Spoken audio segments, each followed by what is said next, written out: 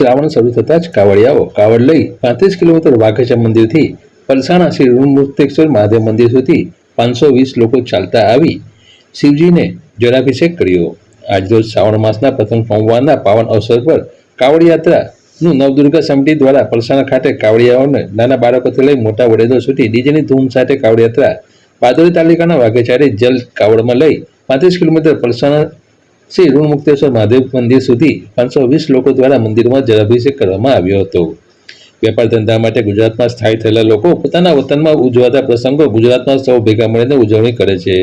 જેમાં સ્થાનિક લોકો પણ જોડાય છે। તેવા પ્રસંગે ઉત્તર ભારતમાંથી આવેલા લોકોએ શ્રાવણ માસ નિમિત્તે દર વર્ષની જેમ કાવડ યાત્રા કાઢી હતી, જેમાં કાવડિયાઓ બમ બમ બોલેના નાદથી વાતાવરણ ગુંજી ઉઠ્યું હતું અને કાવડ લઈ બારડોલી તાલુકાના વાઘેચાથી કાવડમાં જળ ભરી પલસાણા તાલુકા સ્થિત આહિર સમાજની વાડી મુકામે રોકાણ કરી ભજન કીર્તન કર્યા હતા, જેમાં 450 પદયાત્રીઓ અને 70થી વધુ સેવાધારી લોકોએ પલસાણા શ્રી ઋણમુક્તેશ્વર મંદિરે પહોંચી કાવડિયાઓએ ભોળાનાથને રીઝવવા જળાભિષેક ભક્તિભાવપૂર્વક કરી ધન્યતા અનુભવી કાવડ યાત્રા પૂર્ણ કરવામાં આવી હતી।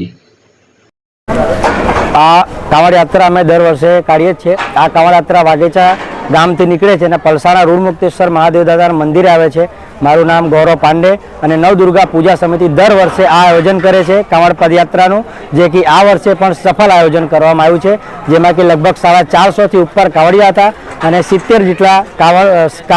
કાર્યકર્તા હતા, જે કે આ કાવડ યાત્રાને સફળ બનાવવામાં અમારો સહયોગ કરે છે।